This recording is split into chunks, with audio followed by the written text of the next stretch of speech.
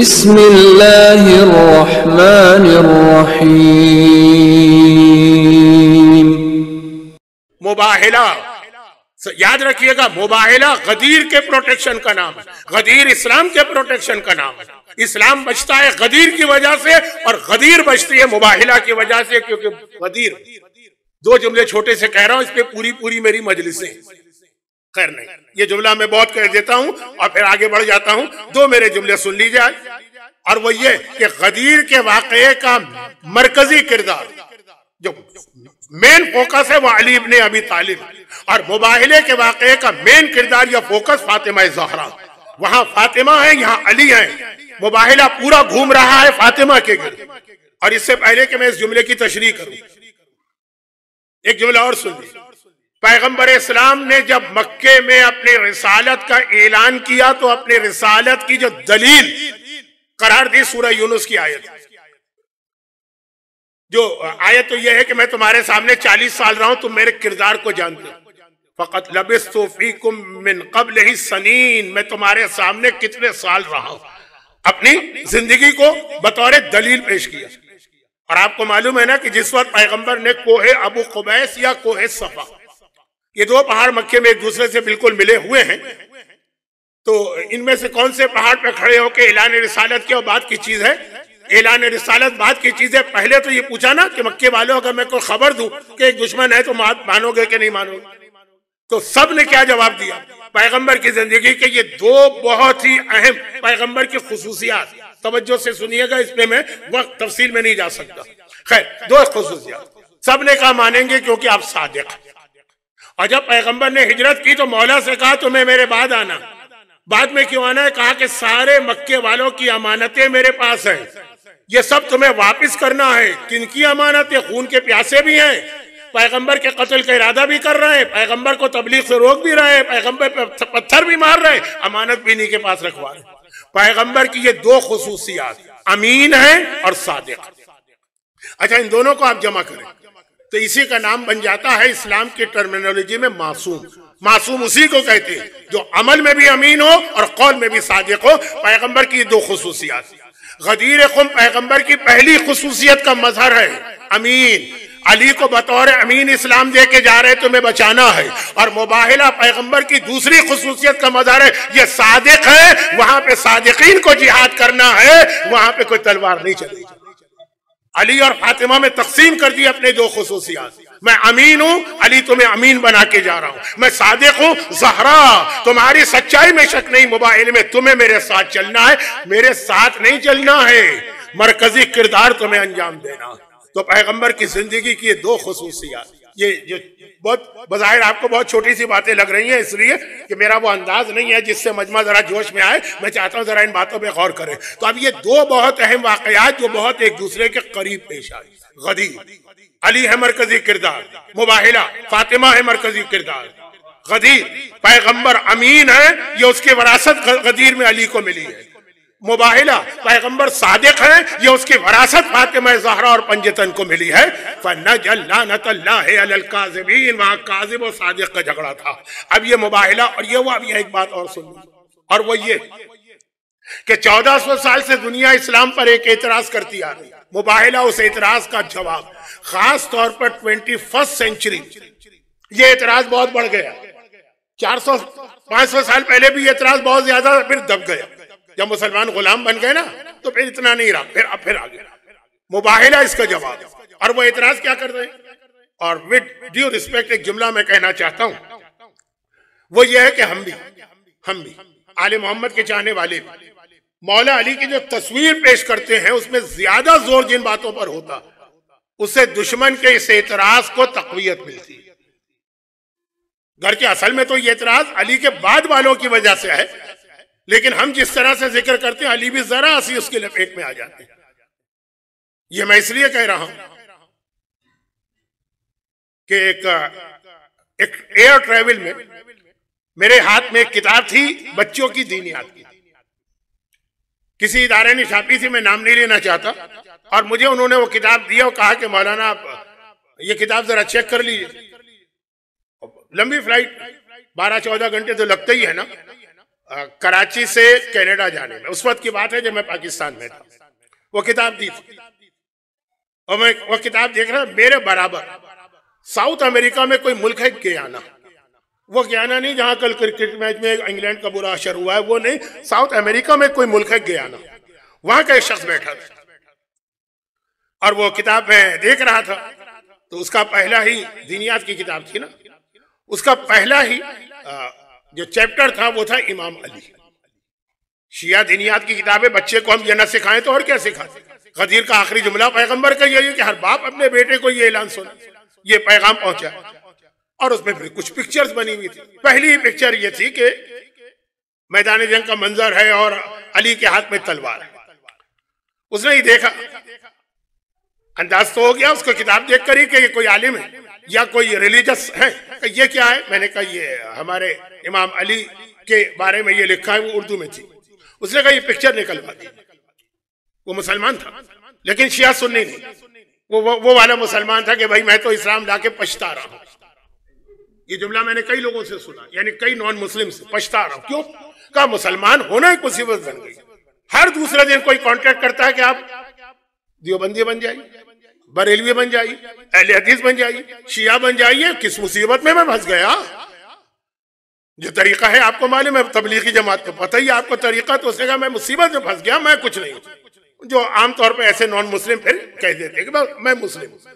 ये तस्वीर निकाली। मैंने कहा क्यों भाई, इस तस्वीर से आपको क्या इख्तिलाफ? का आपको नहीं पता कि हम लोगों में, गोरा था ना, कितना ये मशहूर है कि इस्लाम तलवार से फैला। आप इमाम अली की तस्वीर वो छाप रहे हैं जिसमें इमाम अली तलवार के जरिए दुश्मनों से जंग कर रहे हैं। तो जो पहला इंप्रेशन पड़ेगा एक नॉन मुस्लिम के ऊपर, वो यही पड़ेगा कि जी वो इस्लाम तलवार से फैला। देखो इनकी किताबों के अंदर भी तलवार ही तलवार नजर आ रही है। बहुत काम की बात उसने कही थी, बहुत काम की बात कही। उसने कहा इसके बदले आप कोई मिंबर बना दीजिए जिसपे बैठे हो इमाम अली और खुतबा दे रहे हैं। तो वो फिर भी आज की 20वीं सेंचुरी में, उस वक्त 20वीं सेंचुरी चल रही थी, वो फिर भी अपील करेगा। ये अपील नहीं करेगा। ये तो इस्लाम को एक वहशी और जंगली वाला मजहब, इस्लाम तलवार से फैला। ये एतराज होता है। हम मौला के फजाइल बयान करते हैं। मौला के फजाइल अगर हम आप इस तरह बयान करें कि हर चीज उसके प्रोपोर्शन में रखें तो ठीक है। भाई यूनिसेफ ने चंद साल पहले जब पूरी इस्लामिक वर्ल्ड को एक मैसेज दिया कि अली को एज ए रोल मॉडल पेश करो, क्योंकि अली ने जो इल्म फैलाया वो किसी ने नहीं फैलाया, वह अली के इल्म पे जोर था। हमारे यहाँ बद्र, ओहद, खंदक, खैबर, मैं ये नहीं कह रहा हूं कि दुश्मनों के डर से हम मौला के इतने बड़े बड़े फजाइल छुपा लें, बयान करें, मगर इनके साथ जो अली के दूसरे फजाइल हैं वो भी इसी निस्बत से बयान करें, ताकि ये पता चले कि खाली तलवार चलाना इस्लाम नहीं है और मुबाहिला। अब इस्लाम पर सबसे बड़ा एतराज यही है ना। तो मैंने तो मौला के हवाले से बात इसलिए कही कि मुझ पर गुजरा हुआ वाकया, और मैंने कहा कि मैंने हौज़े इल्मिया में 25 साल पढ़ा था। उस पॉइंट पर मेरा जहन नहीं गया जिस पर तुम्हारा जहन चला गया जो अभी नए नए मुसलमान हुए।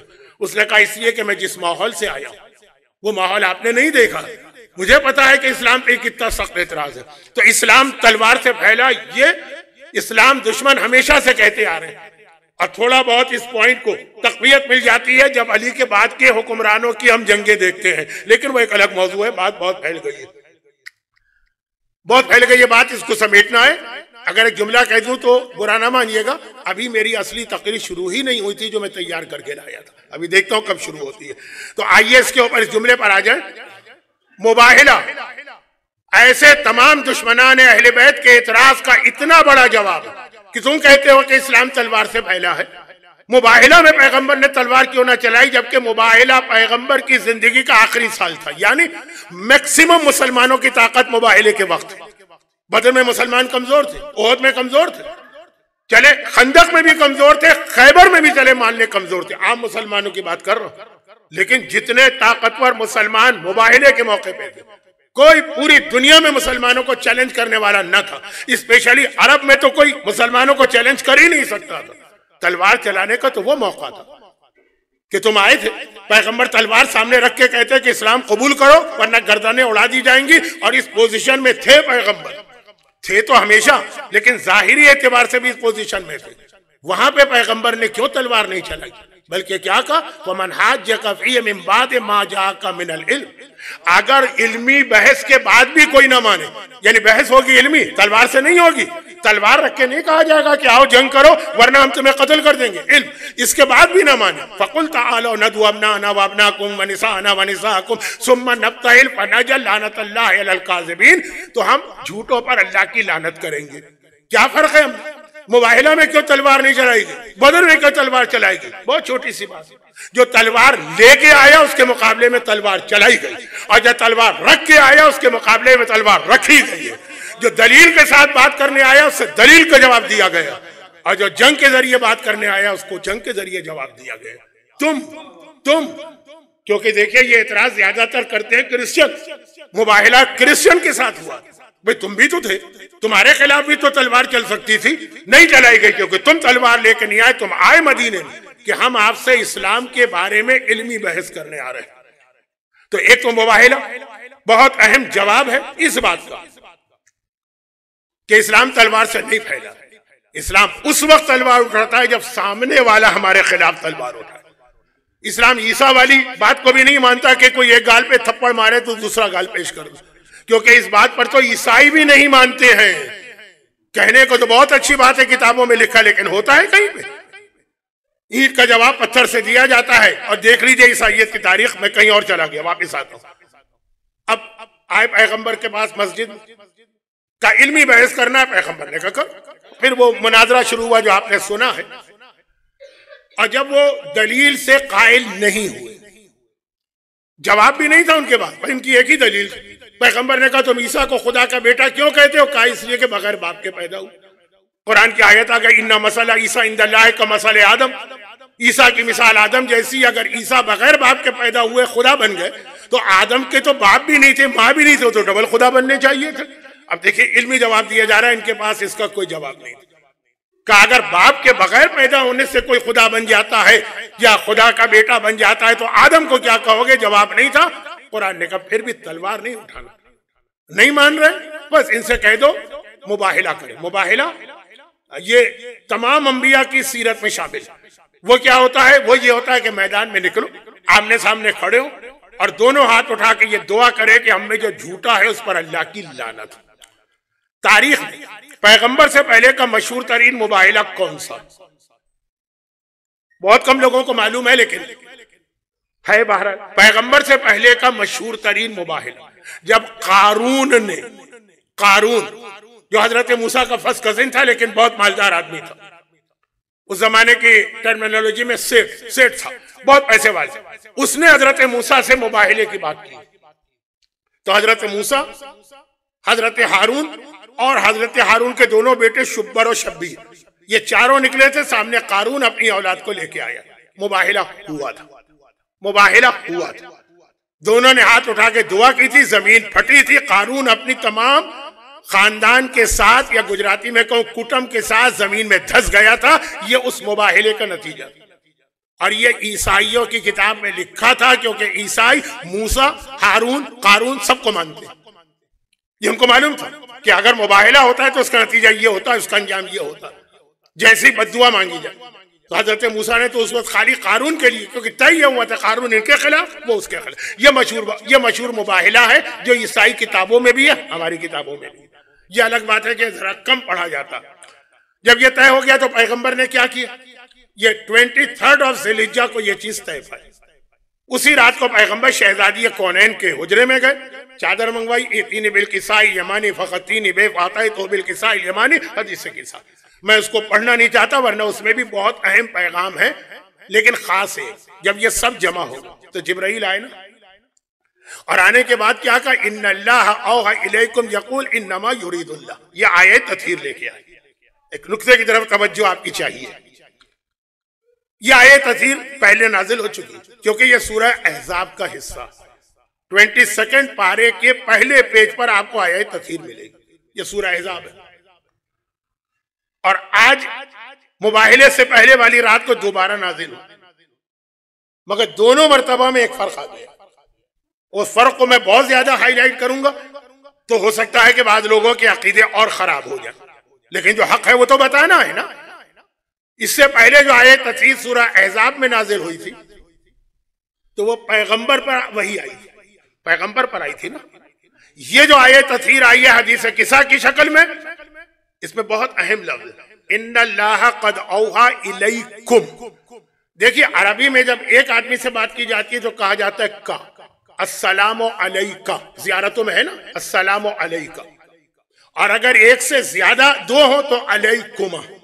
आप काजमैन में ज़ियारत पढ़ते हैं 7वें और 9वें की मिलाकर अलैकुमा आप दो। आप सामर्रा में ज़ियारत पढ़ते हैं 10वें और 11वें की मिला के अस्सलामु अलैकुमा। और अगर दो से ज्यादा से बात की जाए मसलन सलाम, तो आता है अस्सलामु अलैकुम। चुनांचे जन्नतुल बकी में हम जाके ज़ियारत पढ़ते हैं, वहां हम ना अस्सलामु अलैका कहते हैं ना अस्सलामु अलैकुम, हम क्या कहते हैं अस्सलामु अलैकुम या अइम्मतल हुदा, क्योंकि दो से ज्यादा। तो कुम का लफ्ज कब आएगा? ये प्रोनाउन है अरबी का सिंगुलर के लिए कुमा, दो के लिए कुम प्लूरल के लिए। अब जो आयत तथहीर पहले आई थी सूरह अहज़ाब का जुज़ बनकर, वो रसूल पर आई थी। हदीस किसा में जो है वो जिब्राइल का जुमला सुने, इन्नल्लाह कद औहा इलैकुम। ये नहीं कहा इन्नल्लाह कद औहा इलैका। इलैका का मतलब अल्लाह ए रसूल आप पर वही कर रहा, और अलैकुम का मतलब है कि अल्लाह वही कर रहा है मोहम्मद पर भी, अली पर भी, फातिमा पर भी, हसन पर भी, हुसैन पर भी। ये शब मुबाहिला वाली जो आयत तथहीर है ये खाली रसूल पे नहीं आई है, ये पूरे के पूरे पंजितन पर वही नाजिल हो रही है। नारे सलवात। इन्नल्लाह कद औहा इलैकुम, कुम के लफ्ज पे हमेशा तवज्जो दीजिएगा, वही आई है यहाँ पे पूरे पंजतन के पर। फिर ये आयत तथहीर नाजिल हुई। इसमें और बहुत सारी बातें हैं लेकिन मुख्तसर अब बात कर रहा हूं। तो अब अगले दिन जिस वक्त ये मुबाहिले के लिए निकले, शहर मदीना से बाहर पहुंचे। आज भी मस्जिद नबवी में वो सारे जियारतें हैं जिनका ताल्लुक मुबाहिला से है। ये अलग बात है कि 99% शियों को भी नहीं पता कि ये जियारतें मुबाहिला से मुताल्लिक़। कुछ चीजों के लिए तो झूठी हिस्ट्री बना दी गई, कुछ को छुपा दिया गया। पैगंबर वहां पहुंचे जहां आज मस्जिद मुबाहिला है, खैर उसका नाम बदल दिया, आज उसका नाम क्या है मस्जिद बनु मुआविया। अब किस किस चीज पे रोया जाए। जब वहां पहुंचे तो खुला मैदान था, खजूर के 2 दरख्त थे। पैगंबर ने सियाह रंग की एक चादर उन दरख्तों पे डाली, एक साए का इंतजाम किया और उसके नीचे पंजतन को जमा किया। 2 दफा तारीख में एक जुमला मिलता है कि पैगंबर ने अपने हाथों को इतना बुलंद किया कि बगल की सफेदी नजर आई। एक गदीर खुम में आपने सुना कि मौला का हाथों में लेके इतना बुलंद किया, इतना बुलंद किया, इतना बुलंद किया कि जेरे बगल सफेदी नजर आने लगी। लेकिन उससे पहले मुबाहिले में भी यही लफ्ज मिलता। वो किस तरह? पैगंबर वहां पहुंचे, वो बाकी जुमले आपके सुने हुए हैं, मैं उनको रिपीट मजबूरी में कर रहा हूं लेकिन मुख्तसर करके, कि वहां पहले से तय हो गया कि मोहम्मद असहाब को लेके आएंगे तो मुबाहिला करेंगे, औलाद को लाएंगे तो मुबाहिला नहीं करेंगे। वो सारी चीजें मैं छोड़ रहा हूं। अब जब ये पैगंबर को देखा इस हालत में वहां पहुंचे, पैगंबर ने अपना आधा जिस्म चादर के नीचे साए में रखा और आधा जिस्म राइट साइड वाला चादर के बाहर धूप में रखा। उसमें सीधा हाथ है ना, और सीधे हाथ को आसमान की जानिब बुलंद किया। अच्छा, यहां रुक के पहले एक जुमला कह दूं ताकि जरा जो आप लोग अभी कंसंट्रेशन लूज कर रहे हैं ना, तो शायद कंसंट्रेशन वापस आ जाए कि मुबाहिले में तय हुआ था फनाजल लानतल्लाहि अलल काज़िबीन, जो झूठा है ना उस पे लानत होगी। मुबाहिले इसी का नाम, मुबाहिला नाम ही इसी का। तो वो तो नजरान के ईसाइयों ने मुबाहिला नहीं किया, तो क्या फिर लानत नहीं हुई? नहीं, लानत हुई। ये भी एक जुमला कि पैगंबर जब कभी अपने जिस्म पर हथियार सजा ले किसी वजह से, तो अब जब तक कि वो जंग न करे हथियार नहीं उतार सकता। एक चैप्टर है हमारे यहाँ पैगंबर की चंद खुसूसियात, उसमें एक ये, जैसे खुसूसियत है कि नमाज शब उन पे वाजिब है, जैसे खुसूसियत है कि 4 बीवियों से ज्यादा की इजाजत है, जैसे खुसूसियत है कि अगर हथियार सजा ले तो वो फिर उतार नहीं सकते जब तक जंग ना करे, क्योंकि हथियार बहुत कम सजाते हैं, जब सजा ले। अब ये बात कहीं से कहीं जा रही, उसमें खुसूसियत ये कि लानत के लिए आए। अब ये लानत तो होगी, तो कैसे होगी? वो तो नजरान के ईसाई, वहीं तक ले जा रहा हूं आपको। फिर उससे गदीर खुम मिलेगा। कोशिश कर रहा हूं चीजों को मिलाने की, पता नहीं मिला पा रहा हूं कि नहीं मिला पा रहा हूं, लेकिन जल्दी जल्दी बात को आखिरी मंजिल पे पहुंचाना। पैगंबर आधा साए में बाकी पंजतन साय में, यानी 4 मासूम, और पैगंबर आधे साय में आधे बाहर है, क्योंकि वो हाथ सीधा हाथ जिसको दुआ के लिए उठा के, जिसको लानत के लिए बुलंद करना है, वो पैगंबर खुले आसमान के नीचे रहना चाहते हैं। सामने उन्होंने देखा कि पैगंबर की औलाद है, तो अब वो जरा सा हेजिटेट करने लगे। मगर हर जगह पे कुछ जरा बड़े एग्रेसिव टाइप के लोग होते हैं ना। एक टर्म पाकिस्तान में इस्तेमाल होती है सियासी पार्टियों के लिए कि उसमें कुछ हॉक होते हैं, कुछ डोब होते हैं। तो जो हॉक टाइप के लोग होते हैं ना, लड़ने मरने वाले, उन्होंने कहा नहीं भाई, हम भी करेंगे मुबाहिला। तो जो उनका सरदार था उसने कहा अला तरौना, क्या गजब कर रहे हो, अला तरौना, तुम नहीं देखते, इला सिहाब सौदा व इफनान शजरा व तुयूर व दुखान व ज़िलज़ालिल जिबाल व तज़ल्लुल शम्स, क्या तुम नहीं देखते हो कि इस वक्त क्या हो रहा है? काला बादल आ चुका है, जबकि इंतहाई शदीद गर्मी है, बादल इनका इम्कान नहीं। क्या तुम नहीं देखते हो आसमान पे धुआं नमूदार होना शुरू हो गया? क्या तुम नहीं देखते हो दरख्त ने अपनी अपनी शाखें जमीन की तरफ कर ली? क्या तुमको नजर नहीं आ रहा कि ये चंद परिंदे जो यहाँ उड़ रहे थे, ये सब जमीन पे लेट के अपने परों को फैला चुके? क्या तुम नहीं देखते हो कि सूरज का रंग बदलना शुरू हो चुका है? और क्या तुम नहीं देखते हो ये जो मुबाहिले के पहाड़, गौर से देखो, ये हल्के हल्के हिलने लगे हैं, इनमें हरकत आने लगी। अला तरौना इला सहाब सौदा, काले रंग का बादल आ गया है, वह दुकान, धुआं नमूदार हो गया। धुआं तो कयामत की निशानी है ना। सूरज का रंग चेंज होने लगा है, सूरज को गहन लगता है अजाब के वक्त में। परिंदे जमीन पे आके परों को फैला के लेटे हुए हैं, दरख्त अपनी शाखें नीचे गिरा चुके हैं, पहाड़ों में हरकत आ गई है। खबरदार, अगर तुमने मुबाहिला किया तो ये सारी निशानियां मुकम्मल इस तरह होंगी कि कयामत तक एक ईसाई दुनिया में जिंदा ना रहेगा। वापिस पलट जाओ, वापिस पलट जाओ, वापस पलट जाओ। ये कह के वापस पलटे और एक आदमी उनमें से आगे आए। आगे आने के बाद कहा कि आए मोहम्मद इब्ने अब्दुल्ला, हम मुबाहिला नहीं करना चाहते। पैगंबर ने कहा तो फिर कत्ल हो गए? कहा नहीं, वो भी हम नहीं चाहते। इस्लाम कबूल करोगे? कहा वो भी हम नहीं चाहते। कहा फिर एक तीसरा तरीका जिजिया दे।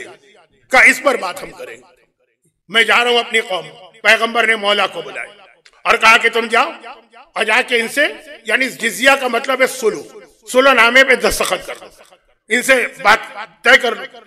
कहा कि या रसूल अल्लाह, हुदैबिया में सुलह हुई तो सारी शर्तें आपने बताई थी, मुझे बता दीजिए कि मैं क्या शर्तें लेके जाऊं। इस वक्त पैगंबर ने फिर एक बार ये जुमला कहा, अरे अली तुम क्या पूछ रहे हो? मुझ में और तुम में क्या फर्क है? जो मैंने कहा तो तुमने कहा, जो तुमने कहा तो वो मैंने कहा, जो तुम तय करके आए तो मैं तय करके आया, जो मैंने तय किया गया तुमने तय किया। ये मुबाहिला में पैगंबर की ये हदीस है अली से, जाओ, जिसको हम बाज़ औक़ात आम जबान में कहते हैं फ्री हैंड, जो तुम कहोगे ऐसा है जैसे मोहम्मद ने कहा। अब जरा सिलसिला में लाइए, कुरान करीम में क्या है? वमा यंतिक़ु अनिल हवा इन हुवा इल्ला वह्युन यूहा। अरे मोहम्मद, जो तुम कहते हो तुम नहीं कह रहे, अल्लाह कह रहा। और मोहम्मद कह रहे हैं कि अली जो तुम कह रहे हो वो तुम नहीं कह रहे, वो मैं कह रहा हूं। सूरह तौबा में आया था वमा रमैत वलाकिन अल्लाह रमा। अरे मोहम्मद, तुमने तीर नहीं फेंका, अल्लाह ने तीर फेंका। मोहम्मद का अमल अल्लाह का अमल है, अली का अमल मोहम्मद का अमल है। तो अल्लाह मोहम्मद अली का ये रिश्ता कौल और अमल के जरिए मुबाहिला में मुकम्मल हुआ। मौला गए। मुबाहिला जरा सा कम पढ़ा जाता है इतनी तफसील के साथ। मौला गए, जो शर्तें आपस में तय पाई उसकी तफसील का वक्त नहीं। वापिस आ गए, बात तय हो गई कि ईसाई चले जाएंगे और जो कंडीशंस है इसकी पीस एक्ट की उस पर अमल करेंगे। लेकिन अब मसला यह है कि पैगंबर का एक हाथ धूप के अंदर आसमान की जानिब इतना बुलंद है कि जेरे बगल की सफेदी नजर आ रही है, जो गदीर में था या मुबाहिले में था। गदीर में तो पैगंबर ने जेरे बगल की सफेदी इसलिए जाहिर की कि अली को हाथ में उठा के कहा था मन कुन तो मौला फहाज अलियन मौला। अब मुबाहिले में क्या हो रहा है? ये भी एक जुमला है, मुबाहिले का आखिरी जुमला। पैगंबर ने कहा, हाथ उठा हुआ है पैगंबर, आसमान को देखा और कहा कि वो लानत जो इन ईसाइयों पर आना थी नहीं आई, क्योंकि उन्होंने मुबाहिला न किया। ये लानत आए अली अब कयामत तक उन लोगों के लिए है जो तेरी विलायत का इंकार करे, तुझसे मोहब्बत ना करे और तेरे खिलाफ दुश्मनी का कोई अमल करे। यानी मुबाहिले में ईसाइयों वाली लानत अब गदीर के मुनकिरों के ऊपर पलट के वापस चली गई। ये आखिरी जुमला था जिसके बाद चले किसी मोमिन को ख्याल तो आ गया कि मौलाना हज से थके हुए आ रहे हैं।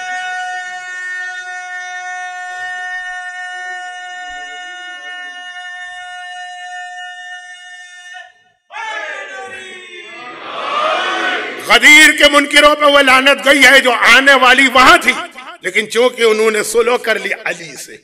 ये जुमला भी आपने बहुत सुना होगा कि अली लहमो कलामी वदमो कदमी वसिल्मो कसिल्मी, तेरी सुलह मेरी सुलह है। वो ये गदीर ये मुबाहिले के ये आखिरी वाकयात में है और आखिर में पैगंबर का लानत वापिस नहीं गई, आ रही थी, टारगेट चेंज हो गया। पहले वो था, अब अली के मुनकिर यानी गदीर के मुनकिर, गदीर के मुनकिर, गदीर। अब इसमें अभी अभी एक कंपटीशन हुआ था, उसमें एक सवाल भी पूछा गया था हारिस इब्ने नोमान फौरी का, वो आई ना लानत पलट के वापस, आसमान से पत्थर नाजिल हुआ ना, उसका नाम, ये जो कंपटीशन था इसका नाम था कोहोत है। ये कौन सी जबान का लफ्ज है? अंग्रेजी है कि फ्रेंच है कि गुजराती है कि पंजाबी है कि सराइकी है कि उर्दू तो नहीं, इतनी उर्दू तो मुझे आती है। खैर, तो खुलासा यह है कि गदीर।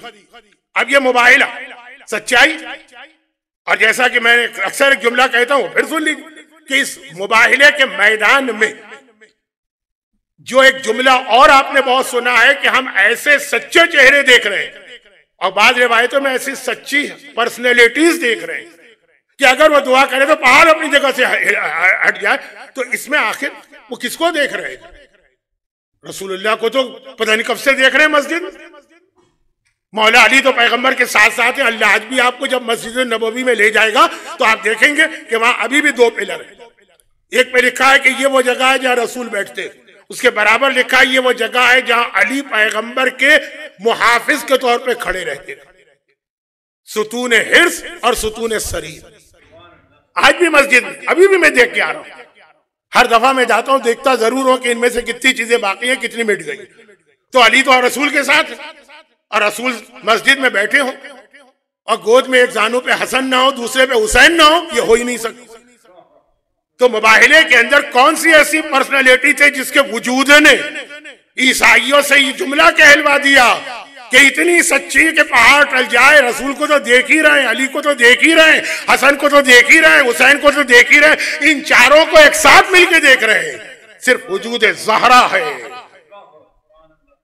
सच्चाई। यही वजह है कि जो एक रात पहले हदीस किसाई उसमें यह पैगाम देना था कि कल मुबाहिले की कामयाबी, देखिए तौहीन के लिए नहीं कह रहा हूं, खुदाबंदा अगर कोई तौहीन का शायबा है तो मुझे माफ कर दे, लेकिन एक रात पहले जो हदीस किस्सा आई उसमें पहले से पैगाम दे दिया गया कि कल की कामयाबी रसूल की वजह से नहीं होगी, अली की वजह से नहीं होगी, हसन की वजह से नहीं होगी, हुसैन की वजह से नहीं होगी। क्या कहा? हम फातिमा, तो ये फातिमा है। फिर रसूल और अली और हुसैन तो फातिमा के रिश्तेदार बना के हदीस किस्सा में पेश। असल हदीस किस्सा का फोकस क्या है? फातिमा। ये पैगाम है कि आज रात फातिमा को मरकज इसलिए बनाया जा रहा कि कल मुबाहिले के मैदान की कामयाबी फातिमा से होगी। ये फातिमा गदीर की सबसे बड़ी मुहाफिज बनती है। वो वाकया याद कीजिए, वो एक जो सऊदी अरब में हमारे एक आलिम गए थे और मम्मात वलम यारिफ इमाम जमाना वाला वाकया। फातिमा सबसे बड़ी मुदाफ़े गदीर है। गदीर